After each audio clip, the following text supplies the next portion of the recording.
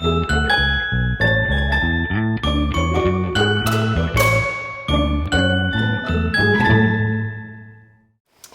it's Jamie from thedailyinfusion.com, and I'm thrilled to be joined by Amy B. Scher today, who is an energy therapist and author of the books This Is How I Saved My Life and the upcoming How to Heal Yourself When No One Else Can.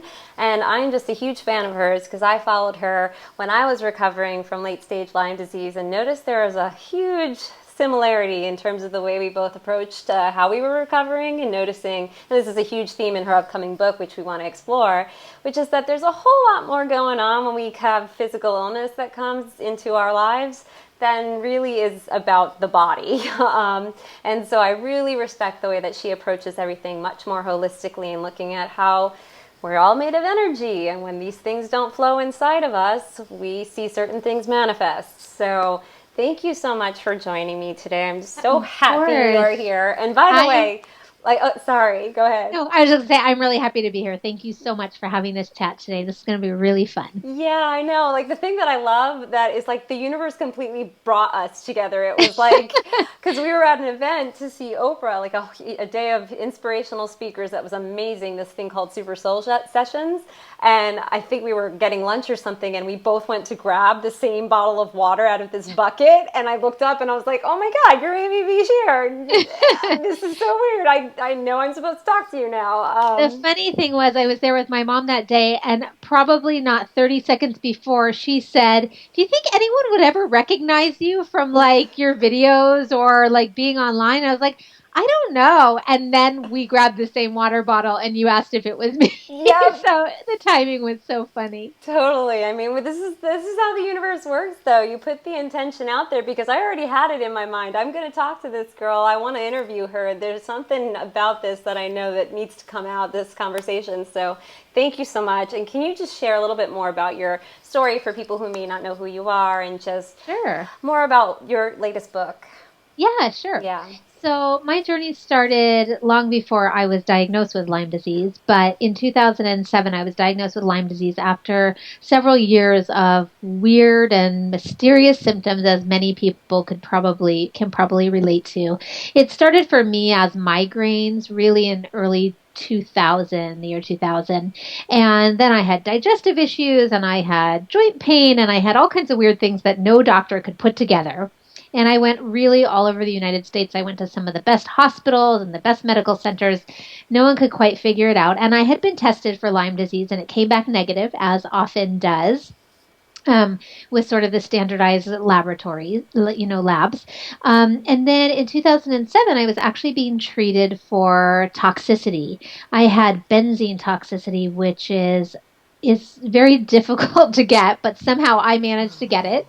And so I was being treated in Northern California, in Chico, California, for benzene toxicity. And the director of the clinic there said, have you ever been tested for Lyme disease? And I said, of course I've been tested for Lyme disease. And I took out my binder, my medical binder about this thick, and I went to the page, and he went, oh, you've been tested by the wrong lab. And I was like, what do you mean?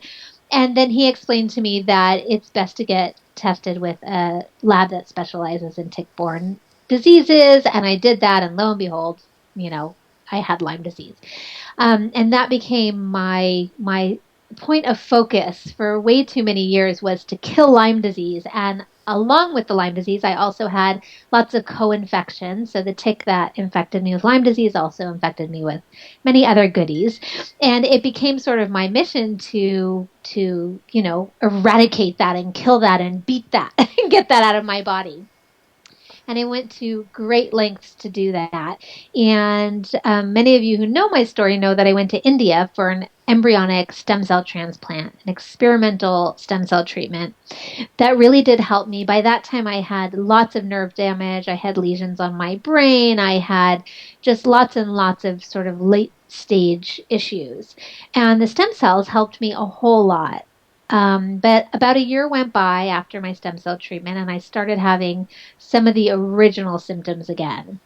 And by then, I was out of time, I was out of money, I was out of energy, I was out of about everything. And so I started to turn inward and look at myself. And I thought, well, I've had lots of different, I had Lyme disease, but I also had, what I described as anxiety. I had autoimmune diseases, and I thought, well, you know what? I think like I'm the only common denominator here in Yeah. all the conditions and disorders and diseases and infections that I've had. And when I began to turn inward and pay attention to my emotions and my thoughts and my beliefs, and started to learn about how our bodies are energy and those thoughts and emotions and beliefs affect our energy system, that's when everything started to turn around for me. And ironically, that part was pretty much free. Didn't take as much energy as any of the medical treatments, didn't take nearly as much time as any of the medical treatments. And that was the part that sort of pivoted my journey so that I really was on my way to healing permanently and completely without the relapses that I had been experiencing prior. But Yeah. that's my recap. Yes, I mean, I think a lot of people can relate with that story because so many of us go through this where we get really overwhelmed with what's going on in our physical body, and it kind of takes our focus and we become very myopically focused on that. Yep. And then we get like, we need to have an answer for something. We need to find this reason to blame for what's going on in our life. It has to be anything besides myself, right? Like, Right. it's like, so we look everywhere but within inside ourselves. And we really, when we get that diagnosis, we like hold on to it for dear life because Yes. it's like, the relief. I talk about the pain and pleasure that comes with the diagnosis because it's like you initially have that bit of a high, like, yeah, I found the answer. I'm going to kick Yep. this ass. I'm going to fight. I'm going to fight. I'm a warrior. I'm a Yeah. Lyme warrior. And there's like, yes, we want to make sure we're taking care of ourselves, but we also have to pay attention. What's the energy that's going into that? If we think of what Right. fighting is, and can we talk about that for a minute? Because I'm Yeah. really passionate about like just taking a step back to see like what are we actually fighting here? Yes. And I really, really love that you brought this up because there's almost like this whole culture. I mean, I guess in many of the sort of the circles of, specific conditions, but really, really prominent in the Lyme disease community, Lyme warriors and the battle and all of that. And I guess, I mean, it's true for cancer too. There's, the war against this and the fight for this. And so it's not, but it is, I see it a different type of energy in the Lyme disease community. But basically, there's no way to throw the energy of a fight into your body without penetrating all of your healthy cells too. So Yes. you cannot fight against something inside of your body without also fighting your body and throwing that same angry, battling energy and help and your cells, a disease may or may not respond to that, but your cells won't for sure. Your organs, your cells, your muscles will not respond to that, not respond positively to that. It will sure they will Yeah. also surely respond to it, but not positively.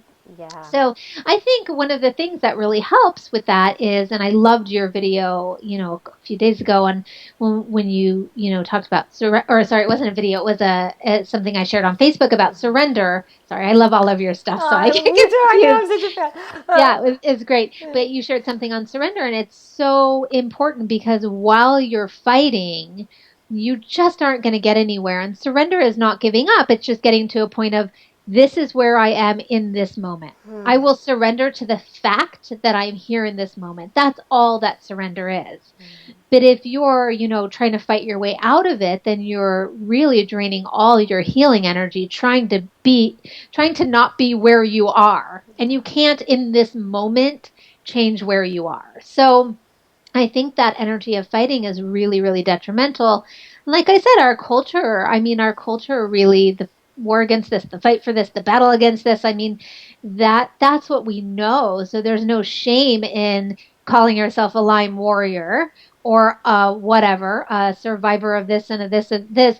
There's no shame. That's what we learned. But to change that energy and that language can be really, really powerful. Oh, yeah. It's like we get proud. We wear it as a badge of honor, like we've been through something. And I never want to downplay any trauma that anyone experiences and say Right. that that isn't something that profoundly affects us, sure. But we have to be careful when we're saying that we survived something, we're also saying we fell victim to something. And that means if we're a victim, we just gave our power away. Victims don't Yeah. are powerless. And the whole point is that's giving your life force away. And so let's talk about that, the importance of like, this is what our body runs on. It's our Yeah. spirit, it's our life force energy. And when we're victims and powerless, that's not running through us. We just gave it away to a disease or a doctor or something to do. Like, tell me what to do. We're telling other people, you tell me what to do, instead of reclaiming that power within ourselves and cultivating within so that we can get that chi flowing. Right. And I do think I do think in all fairness, like it's easier. It's Oh, yeah. easier to tell me what to do. Yes, It's totally. easier to take supplements. It's easier to be on, whatever.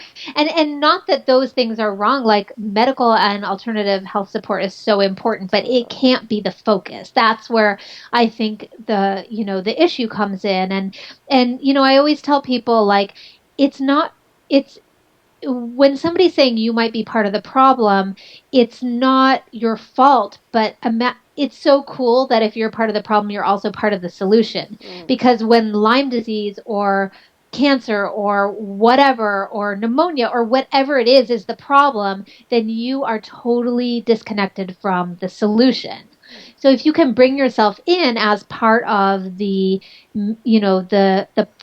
part of what helped manifest the condition, then you are going to be part of what helps manifest the solution. And I think there's nothing cooler than that. Oh, I'm with you, sister. I mean, like, we get to take our power back. And so it's not just with that or with fighting a disease or, dealing and healing ourselves. It's like with every area of our life.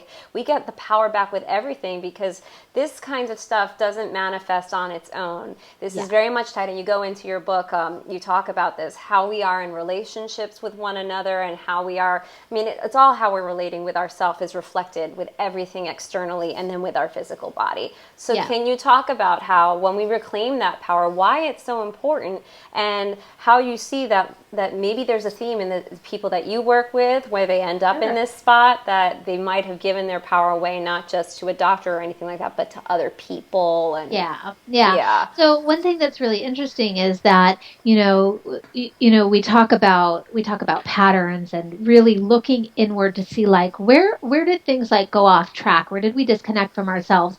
And I work with clients on a one-on-one basis now, and people always say to me, everything was fine until suddenly Lyme disease struck me down, or suddenly this thyroid issue, or suddenly whatever. And it never happens like that. It never happens like that. Not everything was totally fine until you were bitten by a tick. Mm-hmm. Because if that was true, if everything was flowing and you were in alignment with yourself, then your body wouldn't have been in a place to succumb to that infection or that whatever. And so my book really talks about going all the way back and looking at patterns long before any challenge like Lyme disease or anything else came along, because it really is our thought patterns.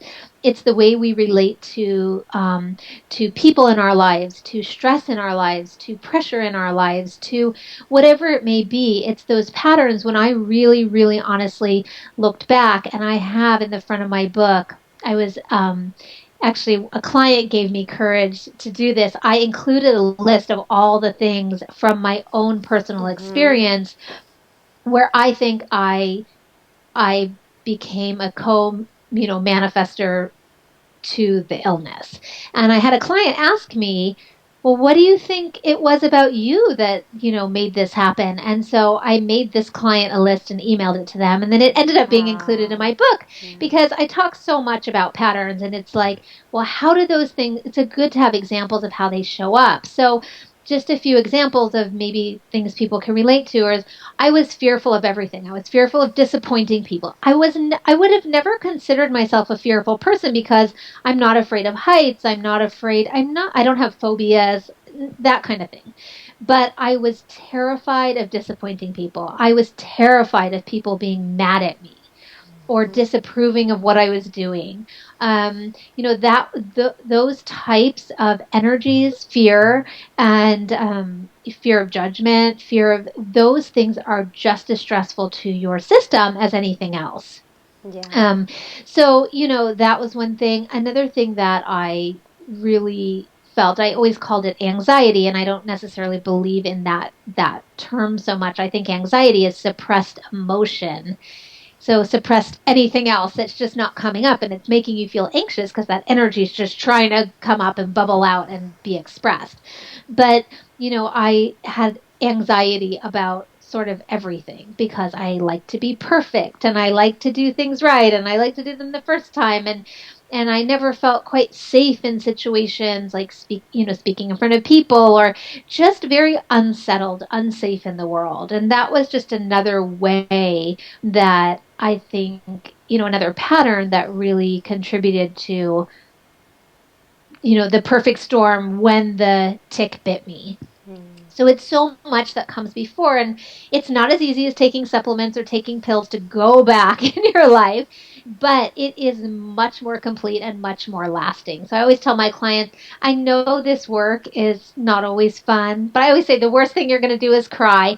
And now you can just cry for an hour during our session instead of for the next like 50 years. So, Yeah. going back and really like looking at those patterns, while it can be difficult, it it is also such a complete way to help yourself heal.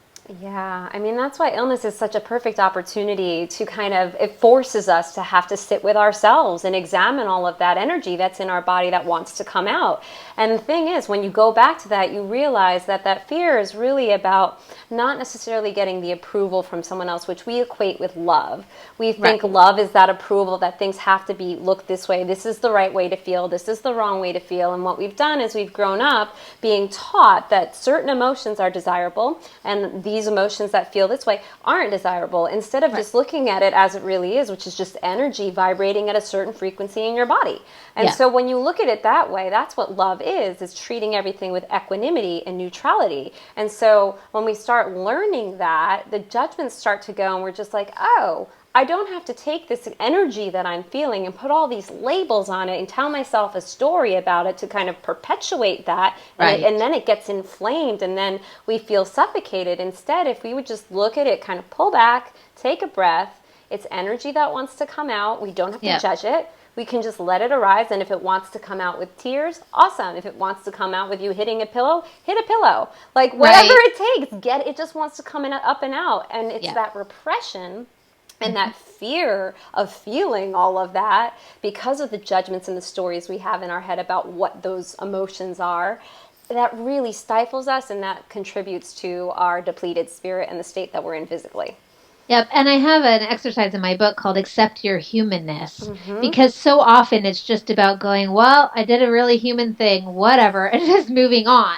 But when you're right. I totally resonate with that. When you start to add all the judgments on top of the human thing you did, then that becomes the problem, not the original thing or emotion, right? Yes. So the emotion gets blamed a lot of times, or the incident, or the reason you were upset. But it's never that. It's all the stuff we add on top of that that holds that in place instead of lets it like just come in and out. Right. It's really about us taking, that's where we come in, and we do feel very powerful at that point, because taking the responsibility is saying, well, wait a minute, if I don't have to blame anything outside of me anymore, then that means I can just be in my own experience. It's not so much of like the doing, which I think we all get trapped in with the chronic illness, where we're just like, what do I do? What do I do? What do I do? And the answer is always going to lie in the resting in your own knowing and in the being with yourself. And that's where the clarity will come. So you'll figure out what to do if you can do that. Really, Right. that's the irony. That's like the paradox of healing, is once you get centered in yourself, your soul guides you from there. So let's talk about the different ways that our soul is trying to speak to us, and maybe we don't hear those calls. That you go a little bit in detail about this in your book as well. Sure. So symptoms are the number one way that our body speaks to us. And even when they're temporary, I always tell people, like, symptoms are your emotional guidance system. In part. Now, you don't want symptoms to hang around for a long time, because then they're not useful. Then they're chronic symptoms. But, a little tightness in your chest or a little headache, those are things that cause me to now stop and go, okay, what's going on? What am I thinking about? What am I suppressing? What just happened? Because that's one of the ways your body can speak to you. Now, If you're really, really evolved, then maybe you can figure it out before you have any bodily symptoms. I still haven't quite gotten there. A lot of times I'll feel something or I'll be aware, but most of the time I have to say it's like, oh, my stomach doesn't feel quite right. It doesn't last for 8 years anymore like it used to. But I'll have like, why does my stomach feel off for a few hours or whatever? It's okay. I don't get upset about it. It's just my emotional guidance system. And I think some of us just have more of a propensity to feel things in our body than others. So it's okay. Again, we just want to listen. And I actually have a guide in my book where I share what the different parts of the body symbolize as far as what kind of messages could your body be trying to send you. And again, it doesn't have to be a huge chronic symptom, but maybe just like tightness in the lower back or a tingling feeling in your knees. I mean, it might not be something bad, but just where in your body do you feel stuff? And that often can really help you decode what your body's trying to say. I think what's so interesting when we go on this journey, I think a lot of people who end up going through these chronic issues and a lot of people in the Lyme disease community, what I say to people that I talk to is that you can look at it as that you're like a super sensitive being, and that's like having a superpower in a way. Like, yes, we do feel things, and then if we don't process them, it will manifest in those symptoms. But if you start looking at it like, wait a minute, I can, like, it's kind of cool actually that I can be that sensitive, and I can just, if I can take that sensitivity and learn to cue into the subtle energies that you also talk about in your book, you know, that if you can use that sensitivity to kind of focus on whatever's arising in that moment, you'll catch it when it's really subtle. Yes. Instead of necessarily putting your focus on, you know, something that's fear inducing and something that is troubling you in that way, like you can just kind of say, well, this is something I can use maybe a little bit differently instead of beating ourselves up over it. Like, why do I have to absorb everything, you know? Yes. I actually did a blog post on that. It must have been a year or two ago now, but a year or two ago I wrote this blog post on why I don't take any supplements or tinctures or anything to prevent Lyme from coming back, because I said that I want to always hold myself accountable of I don't want this thing that's taking care of that for me. I want to be so in tune with my body that if anything comes up, that I'm accountable to deal with it. And I don't mean comes up as far as Lyme, but I want to really have the accountability to pay attention to my emotions and the feelings in my body in order to clear things before they become a problem. And I don't want to live in a fear-induced state where I need, 20 bottles to prevent me from 20 bottles of whatever to prevent me from relapsing. I want to be accountable and not make the same, and I call it a mistake. It's not anything I knew before, but not do what I've done before.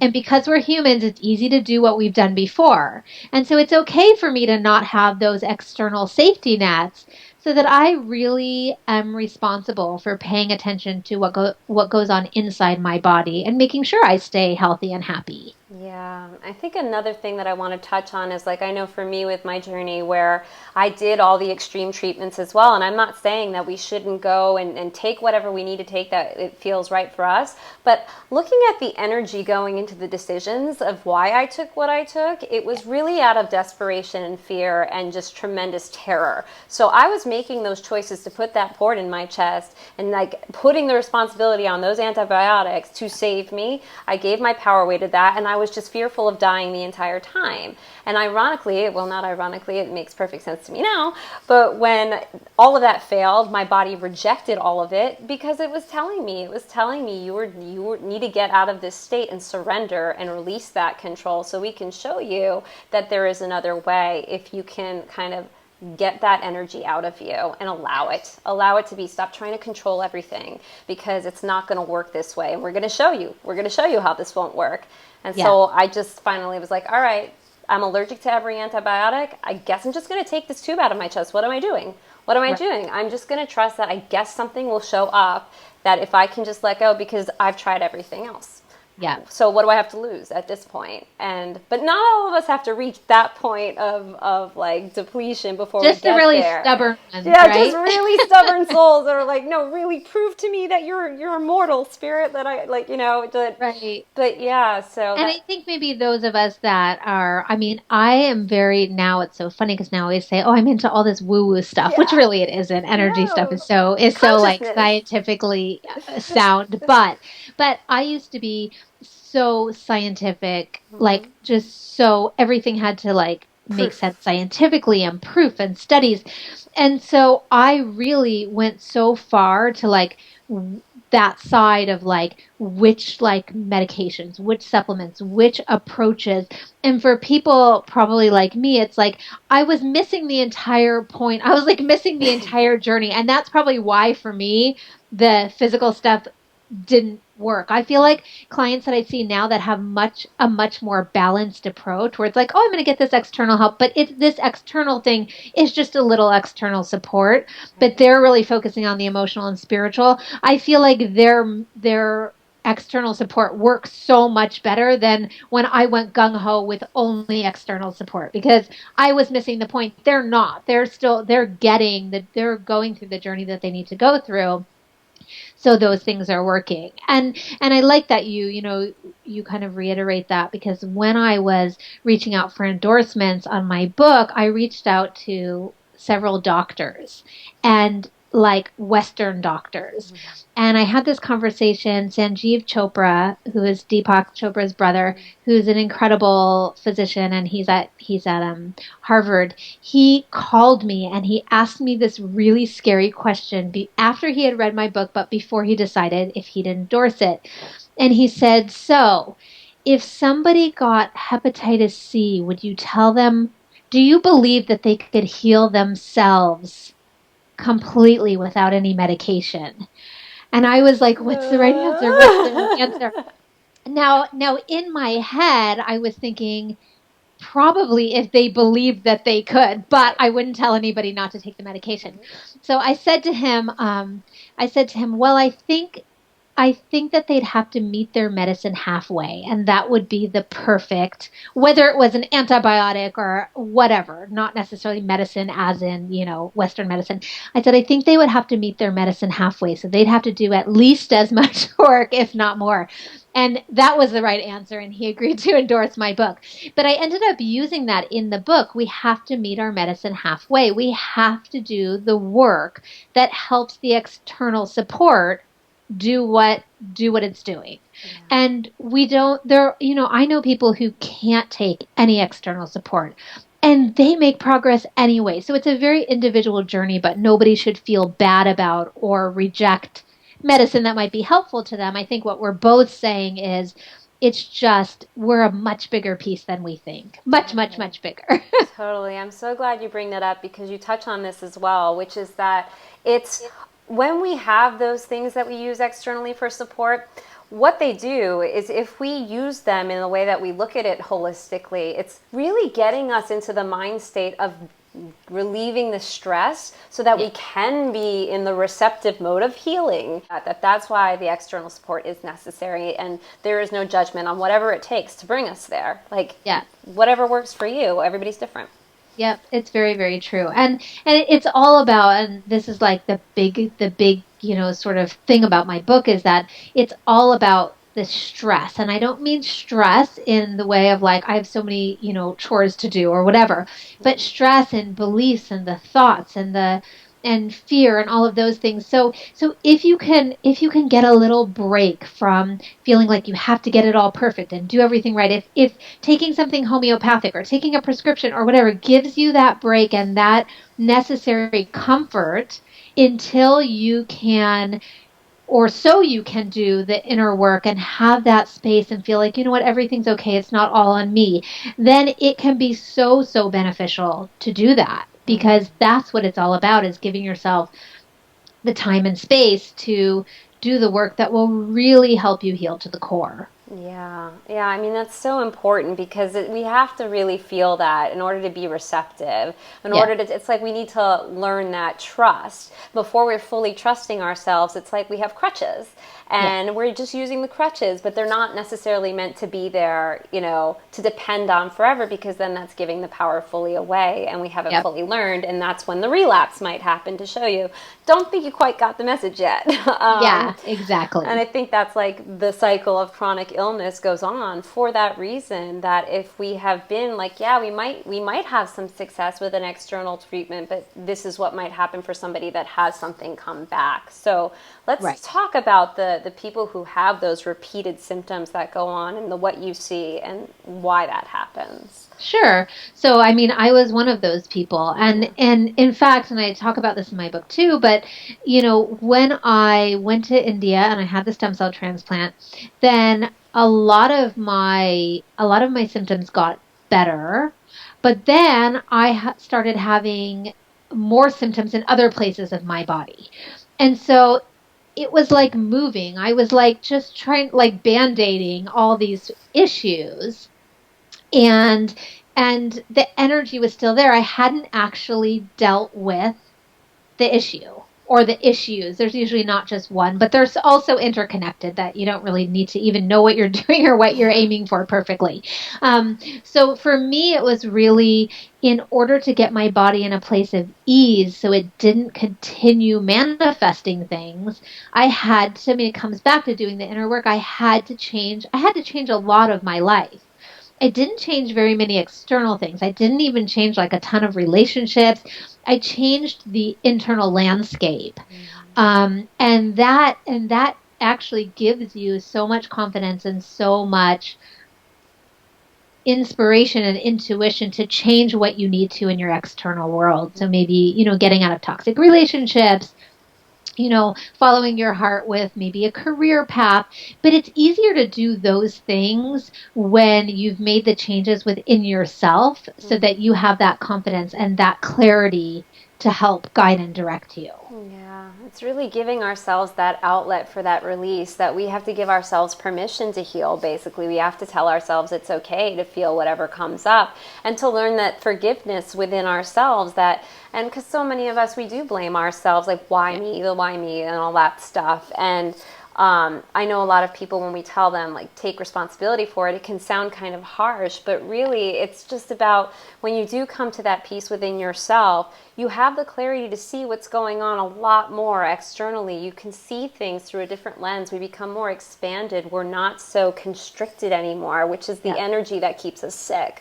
We want to expand beyond it. And Yeah. so that's what enables us to do that, is doing it from the inside out. Although I had my period, I called it the toxic dump, where it started from the outside, of course. Like, I did all the research on the GMOs and the Yeah. chemtrails, and I did all of that stuff, and it was like the detox, detox, detox physically. And finally I got to a certain point where I was like, okay, wait a minute. What's in my room that's toxic? Oh, I have like a pile of journals from my entire like teen years of Right. self-loathing, depression, and that boy didn't like me, and my parents Yeah. did this, and like just complaints. This girl who was just in my night table just Yeah. whining, and all of that energy was still with me. I still had that girl inside of me, and so I actually just threw those out. It's like, you know what, I got to get rid of that. It was very, symbolic of what I needed to do inside. But and then you're looking at the relationships and you're seeing, oh my God, this is entirely a reflection of what I feel about myself. Right. And I did that with my medical records. I had Yeah. such a thick I mean, it was like a huge binder. And at some point I was like, I don't need these. If I really need a medical record, I'll just call that place again. Like, why do I have this huge binder of the worst years of my life sitting around? It's so not necessary, but it's also not healthy.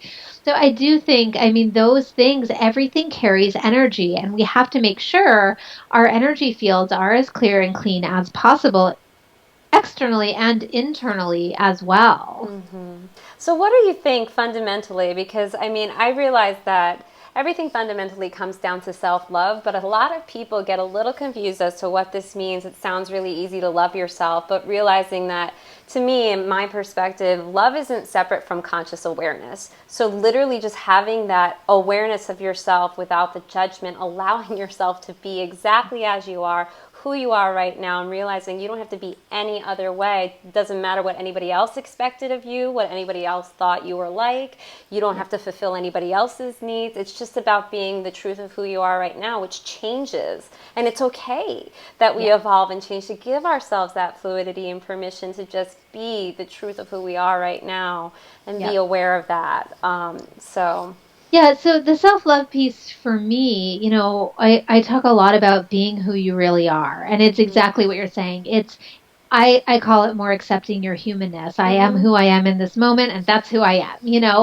And it's funny, I get this question a lot because sometimes I'll mention that I'm an impatient person. It's one of my things. And I've had over and over the question, well, why don't you fix it? You know how to clear so much. And it's like, because I'm not interested in fixing every quirk. Like, it's fine. I'm impatient. It's part of my personality. Yeah. It might not even be my favorite part. I don't know even how much it bothers me, or it's just something I notice. Like, I'm just not patient. And the interesting thing is I used to think I was, or I used to be acting as a very patient, very Zen person before I went through the illness experience and during it. And my first real clue about that I wasn't being who I really was prior to the illness and during the illness, was that when I got well, I started to notice that I was impatient. And I was like, why am I so impatient now? Why am I so impatient? This is so unlike me.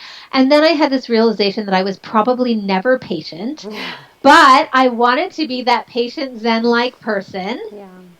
I wanted to be that person who was always kind and always patient. And I am always kind. I'm still a good person.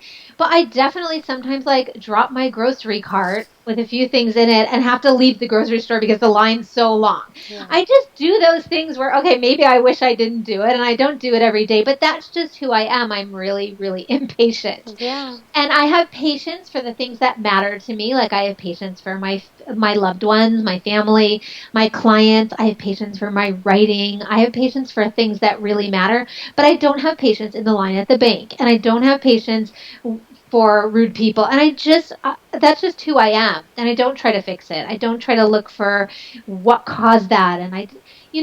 So that's self-love, though. I'm an impatient person, and I'm okay with that anyway.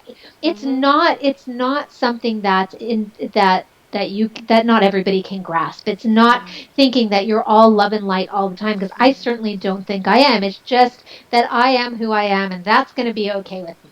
Yeah. And Yeah. so that's how I explain it in my book. It's just being human. And when you get into that place where you're okay with that, you relax into who you are and into your life. And that's when your body can really move into a healing state. Oh, yeah. And that's how we connect with one another. We give ourselves the permission for each other to be human, that we have emotions, and that's a beautiful thing, and we should allow them to exist. And not everybody is going to be the monk on the mountaintop, and we're not intended to, because they're not interacting with anyone. And this is an interactive reality that we live in. So if we were all meant to be monks on the mountain, we wouldn't be in this reality as we know it, Yes. And that's why I talk about, like, with I do a lot of spiritual videos and whatnot, but something I really like to hound home is that it's about blending the spiritual being with the human being. That spirit is just who we are. It's our life force. That's what runs through us. But we're in a human vessel. We're in a human body, and that means we're going to have reactions.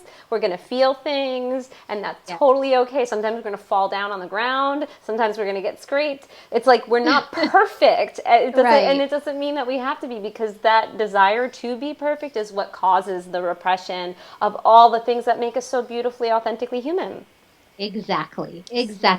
Yeah. You said it so beautifully. I just love that you have that perspective, because I think so many of us, and I know I did this, I wrote about this, I haven't released it yet, but the fact that when I was going through the treatments and whatnot, the kinds of emotions that we can go through, and the then guilt for feeling like maybe angry, like if we have a temper tantrum, when we get so frustrated when we've been on this path. I just want to validate that and put that out there, like, man, it is not easy to go through this. And so we can oftentimes, react in ways that we don't always have the awareness yet, and we project things not totally consciously because that energy wants to come out so bad. It's projecting and vomiting all over the place for a time. So I just want to speak to that point in the journey where we might be, for those of us that were in that stage or going through it now, that's okay too. That for something that I did is I punished myself after that would happen. If I yelled or if I was not nice to a family member or something, I'd be like, oh my God, I don't deserve to be here.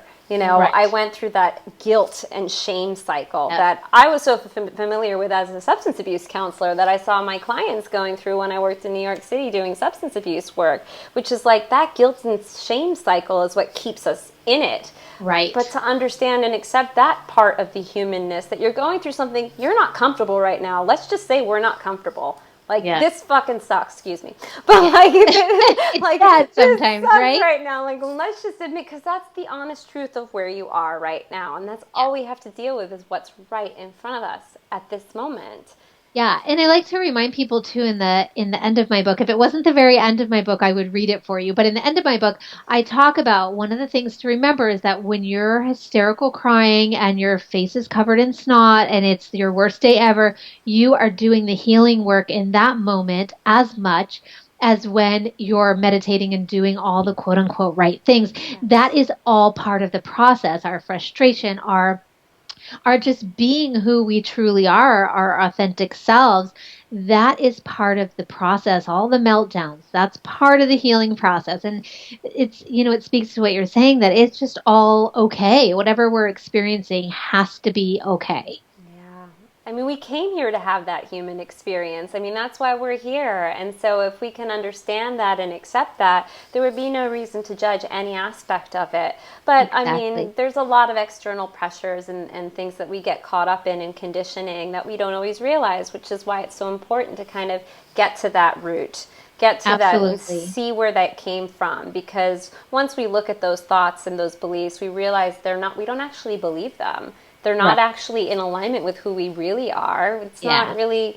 Yeah. And so many of them we learn, I always say, like so many of them we learn at, age 6 or 7 or 5 or 4. And unless you would let a 4 or 5 or 6 or 7-year-old run your life now, you better go back and change those, because that's who's running so much of your life. So that young child who learned what they learned from, the people around them, or just the way they interpreted it. Not that anybody around you did anything wrong, but just the way we perceived things.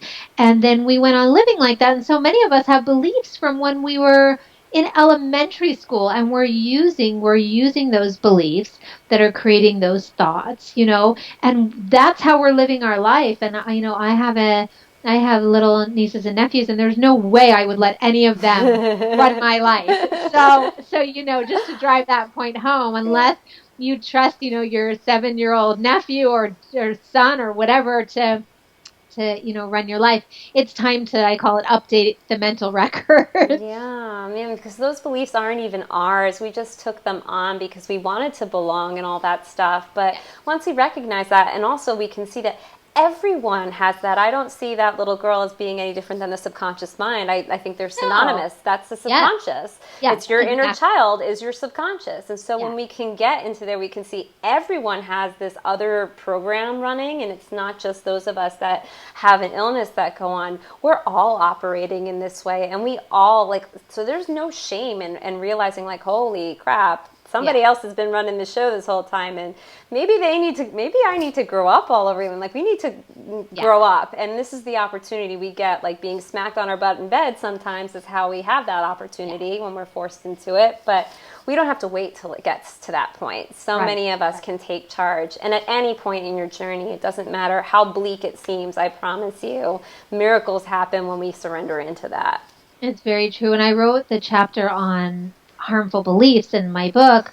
I made a list. There's pages of lists of beliefs that people could have. And I just say over and over, don't judge yourself. Your silly subconscious mind could have any of these, and they might all seem totally crazy, and they are, but you're not different than anyone else. These are ones I found. I tell people, when clients go, "Oh my gosh, I can't believe I have that in my mind," and I'm like, "Do you know how I knew to check for that one? Because I had it, like Yeah. because everyone else has it. Like that's just the stuff that happens. And the more you can have that lighthearted, self-loving energy around it, the easier it is to clear, and the quicker it will go. Yeah, I mean, I love that. It's just so beautiful. That's just acceptance of ourselves and each other. I mean, because we can't actually have an authentic relationship with anyone else until we do this with ourselves. Yes. That's the other thing. I know a lot of people, when we go on this path and we go through this, we start wondering, well, who's going to love me and all that stuff? How am I going to have a relationship? I'm Yeah. never going to be able to have these things that we place this value on the external. But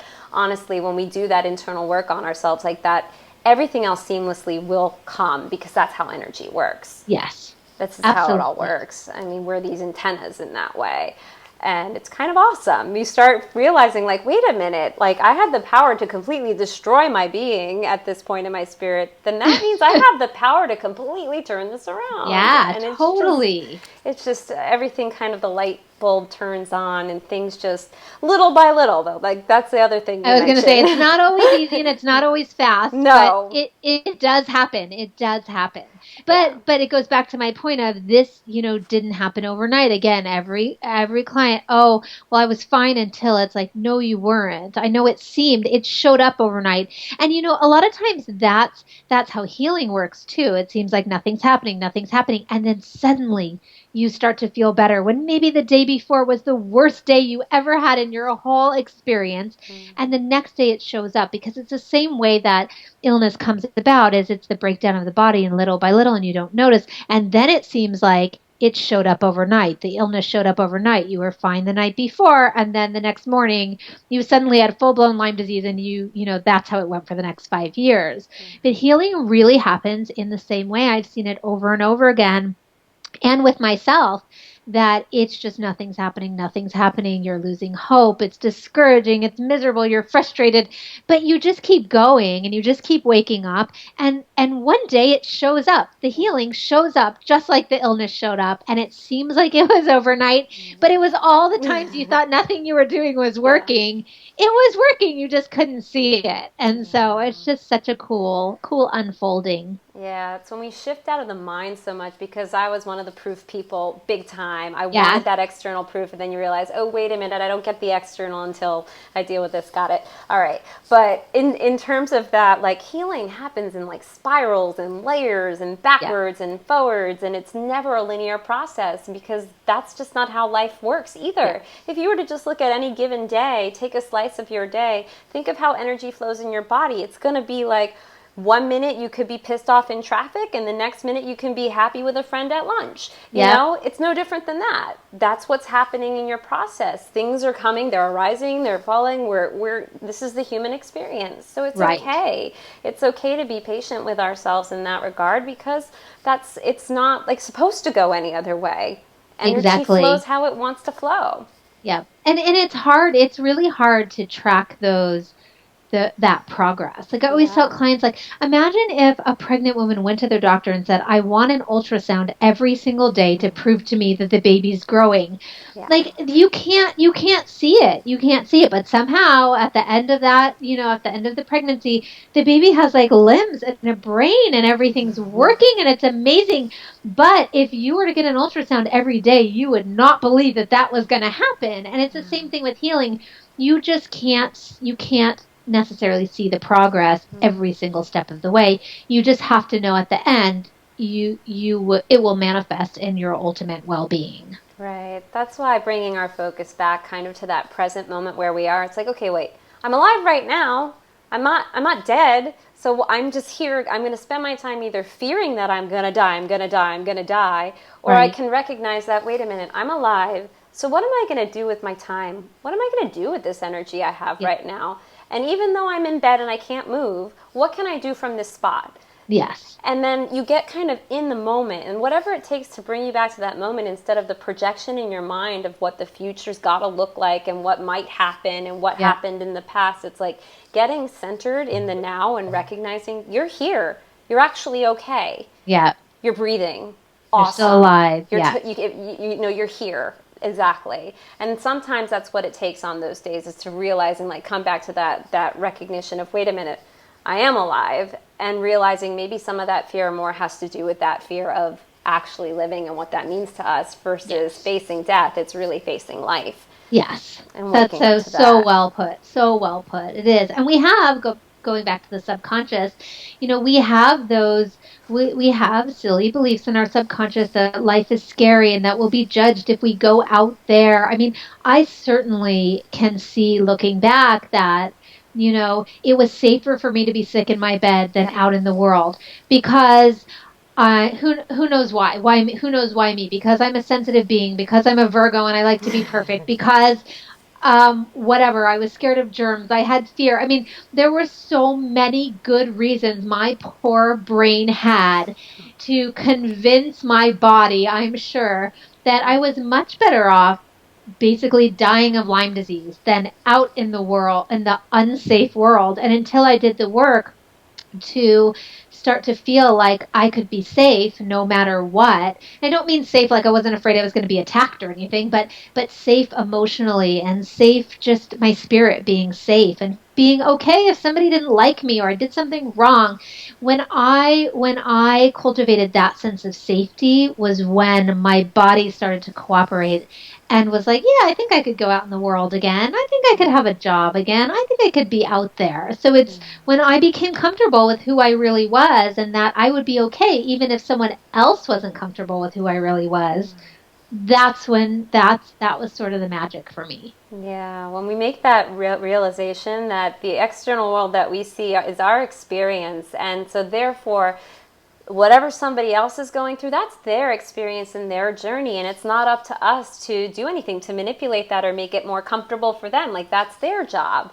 Is that, we're here to provide that comfort for ourselves, but we're kind of taught and pressured in this society to comfort each other and in that way. And I'm not saying that that's wrong. To support one another and hold a space for one another is a beautiful, beautiful thing, but we kind of take it to the extreme as sensitive beings, where it's to the point where we completely neglect ourselves and we feel like we've done something wrong when we haven't shifted another's emotional experience before taking care of our own. So it's not our job to do that. That's their responsibility. And why would we want to take away their power to do that? Exactly. I mean, we know that the importance of holding on to our own power, we would never want to take that away from somebody else either. So it's okay. That's one of the fears. It's so interesting when you talk about fear that, people think fears and phobias, but in my book, I outlined different fears that people have and ones that really get in the way of well-being. And one of them is fear of other people's pain and suffering. Mm-hmm. And it's a huge one, especially for those of us who are sensitive and extra compassionate and all of those great things to be, when we are not able to let someone else have their experience of suffering or pain, we rob them from their experience, and we cheat ourselves too because it's not our job to fix it and we can't if we want to. Mm-hmm. So it's just letting everyone have their own experience and just staying grounded and centered in yourself. Yeah, I love that. I mean, and it seems kind of backwards because that's the one thing, it's like we're taught that that's not loving or it's selfish or something, when it's not necessarily that there's anything wrong with that. I think it's a beautiful, like, how is that not the most loving thing to allow someone to experience whatever they are feeling in that moment without a judgment? Because we know what it feels like to be judged. That if someone were to tell you, oh, you're miserable in bed, you shouldn't be feeling that way. Well, that's terribly invalidating and doesn't feel very nice. Like, why? Who are you to tell me I shouldn't be feeling exactly how I'm feeling? But we learn that very young, and that's how our feelings get suppressed. That it's not okay. That it's a bother to someone else. But it doesn't matter what anybody else thinks of us or how they view our experience. That's our own. And when we don't take that personally anymore, the energy that's returned to us, it's like, oh, this is so much better. Sure. Exactly. I totally agree. Yeah. Yet again. I think that's why one of the books that I did go and read when I was in bed was The Four Agreements by so like that was like one of my entry points into all of this once I started learning, like, oh yeah, I guess I took everything personally, and I mean, about me all the time. It's like it is about me, but it's not. It's about my internal experience and how I'm processing and what I'm allowing, but it's not about me. Like, anyone's reaction to me, that's their journey. So Sure. it's a big piece of that chronic illness puzzle, I think, for many of us that we don't realize. But if we can kind of see that, it's very enlightening, Yeah, literally. And for then sure. we get a little bit more energy flow. And then as we get that flow, then the universe brings a little bit more confirmation and you start having less and less pains. And then you just start seeing slowly over time, it really does shift. But it's like those micro movements, those little baby things, and when we tune into that, man, we can see everything's just working beautifully for us. Yes, I So, agree. if there were just like I'll say your three top tips. I know you have a three-prong approach to all of your Sure. healing, but your three top tips for the viewer that's going through this experience or has been through it in ways of best coping with all of this energy that comes along with this journey. Sure. So let's see. Okay, so one of them is just acknowledge where you are. Acknowledge where you are, how you feel. And sometimes all that takes is going, I feel really crappy. That's it. Just out loud. Not I feel really crappy. And I wish I didn't. And I wish I didn't feel that way. And I feel bad because I can't go to this party and I can't do this. No, just I feel really crappy. So much of why emotion gets stuck in our body is because we don't acknowledge it. And acknowledgement is the first process, the first step in processing it out.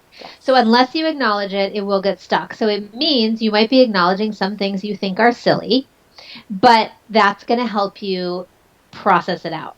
You will hold on to it if you suppress it and try to talk yourself out of it. So a good practice is just when you're feeling something, go, I feel really crappy, and then move away from it. You don't need to keep telling yourself that all day. That's the opposite of what I'm trying to tell you. But just to acknowledge it exists, and it helps you to move on. Because what happens if you keep pushing something away is it pushes right back. And that's what emotional do. So people always say, well, isn't that the opposite of positive psychology? If you're saying, if you're talking about how you don't feel good, and I say, no, it's just acknowledging it. And when you acknowledge it, you stop that push, pull, and then it can move. So acknowledging. The next thing is, I would say, in the moments that you're feeling bad, do something about it. Don't just think about how bad you feel.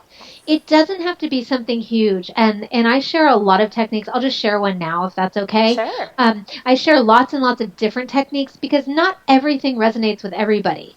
It doesn't matter. If you find one technique that resonates with you, that one technique can help you heal completely.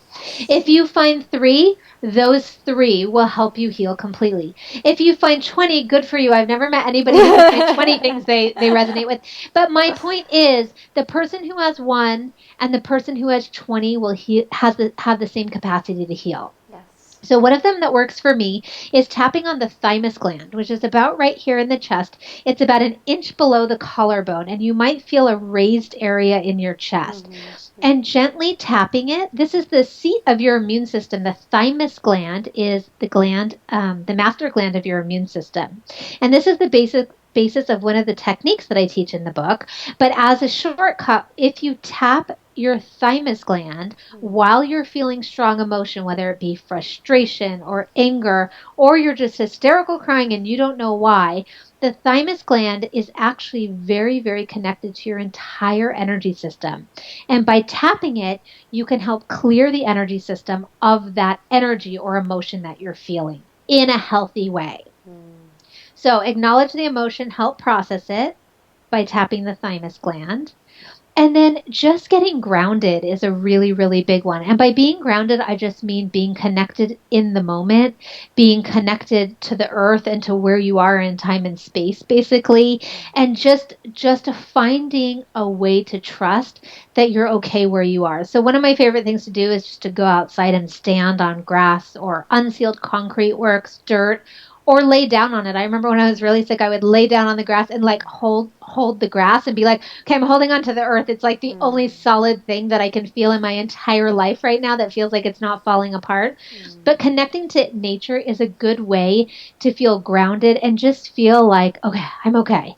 I'm okay. I don't know how I'm okay or how I'll be okay, but being connected to nature, being grounded and centered in nature gives you that, helps that energy flow that really connects you to the part of yourself that knows you are sturdy.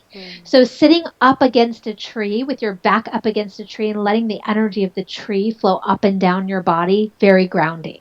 So acknowledging where you are in your emotions, helping them process out of your body in a healthy way, and getting grounded so you can feel that stability of the earth's energy just anchoring you in where you are now. And you'll worry about where you're going to be tomorrow or next week, but in that moment, it can be really, really helpful. I totally agree. I mean, Central Park was my medicine for so long, but there was a period of time in New York, it's really cold and I was in bed and I couldn't get out of bed. So another tip, just kind of as an offshoot of that, is I remember I couldn't get outside, and so I pictured moving to California. I pictured moving to this little town called Ojai, and that one of my favorite places isn't it ever. beautiful? Like it's Oh like my God. sacred. It's beautiful. Like I just talk about frequency. Like woof.